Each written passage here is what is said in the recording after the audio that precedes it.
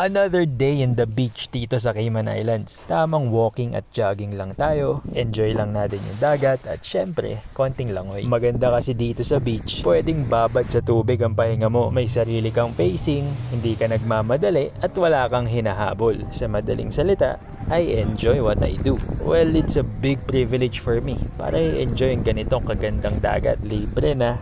Sobrang accessible pa. Nag-start akong tumakbo dito sa Governor's Beach papuntang West Bay hanggang Boggy Sands Beach. Wala pang 4 kilometers ang papunta doon. Tapos pabalik pa, kaya easy 8K yan sa atin. Imagine yung tumatakbo ka sa beach tapos may napakagandang sunset ka na nakikita. Well, for me, it's a big thing kasi hindi mo araw-araw makikita to unless gugustuhin mo. Nakatulad ko. Napakasarap sa feeling na maglakad sa beach lalo na kapag